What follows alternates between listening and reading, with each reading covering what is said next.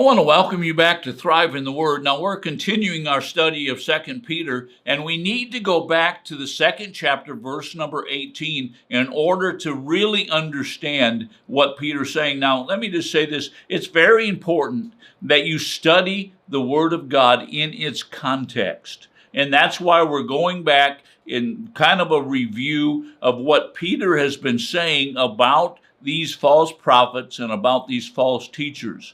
And in verse number 18, Peter says, speaking out arrogant words of vanity, they entice by fleshly desires, by sensuality, those who barely escape the ones who live in error. Now, what is Peter saying? Peter is saying that these false prophets and these false teachers, they are targeting somebody. They are targeting believers who can be enticed by fleshly desires, who can be enticed by the desires of the flesh. And by the way, when he talks here about the flesh, he's not talking about so much the physical flesh, but he's talking about carnality. And carnality can be seen in many different ways, but it can be seen in this desire to make oneself important, to desire to make oneself wise and understanding. And so these false teachers come in and they begin to target those who can be enslaved with fleshly desires. And then he adds to that this word sensuality. Now, this word sensuality really deals with the physical areas of a person's life. It deals with the physical lust, such as the lust for sex, the lust for food, that type of thing in their lives. And so we understand that these teachers, they don't come in to deceive those who are spiritually mature. They come in to get and to deceive the young believers, to those who are still struggling with fleshly desires, to those that are still struggling with sensuality.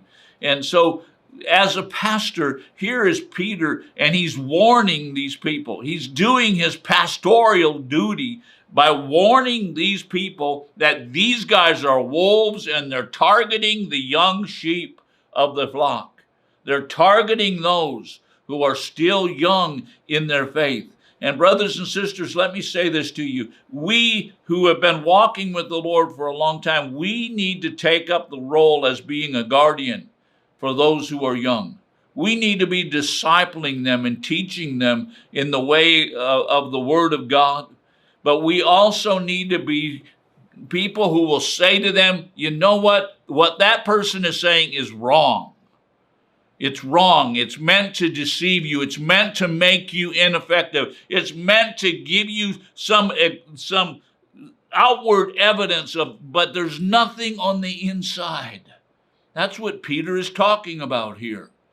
People that look good on the outside, but there's nothing on the inside. And let me just say this before we go on to verse 19.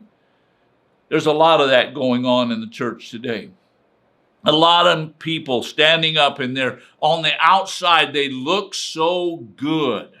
And they do the right things, and they have the right light show, and they have the smoke, and they have all of these things, and they scream, and they yell, and they jump, and they laugh, and they carry on. But what do their words do? Their words are arrogant, and their words have no effect, positive effect, I should say, on the life of a believer. It's like a person that all they do is eat candy every day, and they never eat meat, they never eat vegetables and fruit. All they do is feed on candy, and you know what? Eventually, they die. Now, verse number 19, and this is what it says. Promising them freedom. Freedom. How many of you have ever listened to some of these pastors, some of these false teachers, I would call them, and they're going, freedom, freedom. Well, you know what? If they're telling you that you can have freedom without surrendering your life to Jesus Christ, they're a false prophet and a false teacher. They're promising freedom, but they're not delivering it. Their promises are vain, they're empty, They have no substance to them, but yet they're coming out and they're saying, freedom, freedom. And there's nothing to them. Now notice what he says, promising them freedom while they themselves are slaves of corruption. In other words, these people, these false prophets, these false teachers, what are they?